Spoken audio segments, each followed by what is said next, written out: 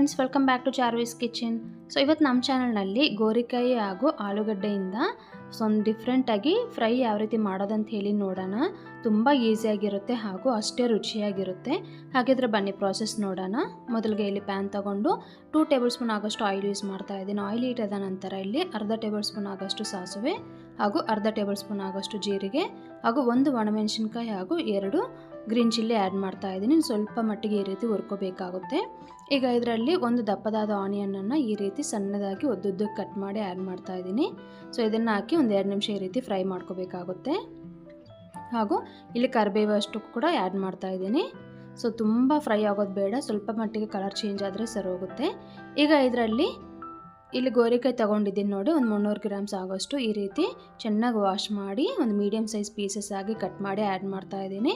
ಹಾಗೂ ಇದರಲ್ಲಿ ರುಚಿಗೆ ತಕ್ಕಷ್ಟು ಉಪ್ಪನ್ನು ಕೂಡ ಆ್ಯಡ್ ಮಾಡಿ ನೀಟಾಗಿ ಒಂದು ಸಲ ಮಿಕ್ಸ್ ಮಾಡ್ಕೊಳ್ಳೋಣ. ಮಿಕ್ಸ್ ಮಾಡಿಕೊಂಡು ಮುಚ್ಚಳವನ್ನು ಇಟ್ಟು ನಾವು ಮೀಡಿಯಮ್ ಫ್ಲೇಮ್ನಲ್ಲಿ ಕುಕ್ ಮಾಡ್ಕೋಬೇಕಾಗುತ್ತೆ. ಈ ರೀತಿ ಮಿಡಲಲ್ಲಿ ಮಿಕ್ಸ್ ಮಾಡ್ತಾ ಬರಬೇಕು. ಸೊ ತುಂಬ ಫ್ರೈ ಆಗಬಾರ್ದು, ಒಂದು ಮೀಡಿಯಮಾಗಿ ಫ್ರೈ ಆದರೆ ಸರಿ ಹೋಗುತ್ತೆ. ಸೊ ಈಗ ನೋಡಿ ಬನ್ನಿ, ಇಲ್ಲಿ ನೋಡಿ ಒಂದು 30 to 40% ಅನ್ನೋದು ಫ್ರೈ ಆಗಿದೆ. ಈಗ ಇದರಲ್ಲಿ ಒಂದು 2 ದಪ್ಪದಾದ ಆಲೂಗಡ್ಡೆಯನ್ನು ಈ ರೀತಿ ಮೀಡಿಯಮ್ ಸೈಜಾಗಿ ಕಟ್ ಮಾಡಿ ಆ್ಯಡ್ ಮಾಡ್ತಾ ಇದ್ದೀನಿ.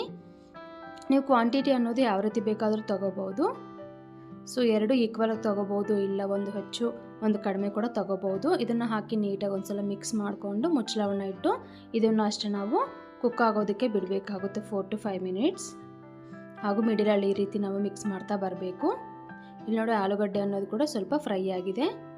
ಈಗ ಇದರಲ್ಲಿ 1-2 ಚಿಕ್ಕದಾದ ಟೊಮೊಟೊವನ್ನು ಸಣ್ಣ ಸಣ್ಣಕ್ಕೆ ಕಟ್ ಮಾಡಿ ಆ್ಯಡ್ ಮಾಡ್ತಾ ಇದ್ದೀನಿ. ಹಾಗೂ ಇದರಲ್ಲೇ ಒಂದು 1/4 ಕಪ್ಪಷ್ಟು ನೀರನ್ನು ಕೂಡ ಆ್ಯಡ್ ಮಾಡ್ತಾ ಇದ್ದೀನಿ. ಇದನ್ನೆಲ್ಲ ಹಾಕಿ ನೀಟಾಗಿ ಮಿಕ್ಸ್ ಮಾಡಿಕೊಂಡು ಮುಚ್ಚಳವನ್ನು ಇಟ್ಟು ಒಂದು 3-4 ನಿಮಿಷದವರೆಗೆ ನಾವು ಕುಕ್ ಮಾಡ್ಕೋಬೇಕಾಗುತ್ತೆ ಮೀಡಿಯಮ್ ಫ್ಲೇಮ್ನಲ್ಲಿ. ಹಾಗೂ ಈ ರೀತಿ ಮಿಡಲಲ್ಲಿ ನಾವು ಮಿಕ್ಸ್ ಮಾಡ್ತಾ ಬರಬೇಕು, ತಳ ಅಂಟದೇ ಇರುತ್ತೆ. ಈಗ ನೀಟಾಗಿ ಒಂದು ಸಲ ಮಿಕ್ಸ್ ಮಾಡಿಕೊಂಡು ಈಗ ಮಸಾಲೆ ಅನ್ನೋದು ಆ್ಯಡ್ ಮಾಡ್ಕೊಳ್ಳೋಣ. ಇದರಲ್ಲಿ ಇವಾಗ 1/4 ಟೇಬಲ್ ಸ್ಪೂನ್ ಆಗೋಷ್ಟು ಅರಿಶಿನ ಪೌಡರ್ ಹಾಗೂ ಅರ್ಧ ಟೇಬಲ್ ಸ್ಪೂನ್ ಆಗೋಷ್ಟು ಧನಿಯಾ ಪೌಡರ್ ಹಾಗೂ 1 ಟೇಬಲ್ ಸ್ಪೂನ್ ಆಗೋಷ್ಟು ಇಲ್ಲಿ ರೆಡ್ ಚಿಲ್ಲಿ ಪೌಡರ್ ಆ್ಯಡ್ ಮಾಡ್ತಾ ಇದ್ದೀನಿ. ಇದನ್ನೆಲ್ಲ ಹಾಕಿ ನೀಟಾಗಿ ಮಿಕ್ಸ್ ಮಾಡ್ಕೊಳ್ಳೋಣ. ಸೊ ನೀವು ರೆಡ್ ಚಿಲ್ಲಿ ಪೌಡರ್ ಅನ್ನೋದು ಖಾರಕ್ಕೆ ತಕ್ಕಂತೆ ಆ್ಯಡ್ ಮಾಡ್ಕೋಬಹುದು. ನಾನು ಆಲ್ರೆಡಿ ಹಸಿಮೆಣಸಿನ್ಕಾಯಿ ಯೂಸ್ ಮಾಡೋದ್ರಿಂದ 1 ಟೇಬಲ್ ಸ್ಪೂನ್ ಮಾತ್ರ ಆ್ಯಡ್ ಮಾಡ್ತಾ ಇದ್ದೀನಿ.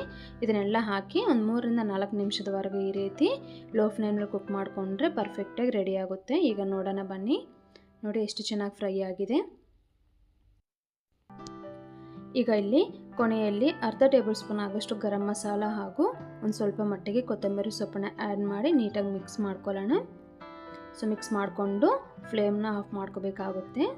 ಸೊ ಅಷ್ಟೇ ಫ್ರೆಂಡ್ಸ್, ಎಷ್ಟು ಸುಲಭವಾಗಿದೆ ಅಲ್ವಾ. ಸೊ ರೈಸ್ ಜೊತೆಗೆ ತುಂಬಾ ಚೆನ್ನಾಗಿರುತ್ತೆ ಸೈಡ್ ಡಿಶ್ ಆಗಿ, ಇಲ್ಲ ಚಪಾತಿ ಕಾಂಬಿನೇಷನ್ ಕೂಡ ತುಂಬಾ ಚೆನ್ನಾಗಿರುತ್ತೆ. ನೀವು ಒಂದ್ಸಲ ಟ್ರೈ ಮಾಡಿ ನೋಡಿ ಹೇಗಿದೆ ಅಂತ ಹೇಳಿ ಕಮೆಂಟ್ ಸೆಕ್ಷನಲ್ಲಿ ಕಮೆಂಟ್ ಮಾಡಿ. ಸೊ ಹಾಗೂ ನನ್ನ ಚಾನಲ್ನ ಫಸ್ಟ್ ಟೈಮ್ ನೋಡ್ದಂಗಿದ್ರೆ ದಯವಿಟ್ಟು ಸಬ್ಸ್ಕ್ರೈಬ್ ಮಾಡ್ಕೊಳ್ಳಿ ಹಾಗೂ ಪಕ್ಕದಲ್ಲಿರೋ ಬೆಲ್ ಐಕನ್ನ ತಪ್ಪದೇ ಕ್ಲಿಕ್ ಮಾಡಿ. ಸೊ ನಾನು ಹಾಕಿರೋ ರೆಸಿಪೀಸ್ ಎಲ್ಲ ನಿಮಗೆ ನೋಟಿಫಿಕೇಷನ್ ತಪ್ಪದೇ ಸಿಗುತ್ತೆ. Thank you so much for watching. So next ವೀಡಿಯೋದಲ್ಲಿ ಸಿಗೋಣ. ಬಾಯ್ ಬಾಯ್.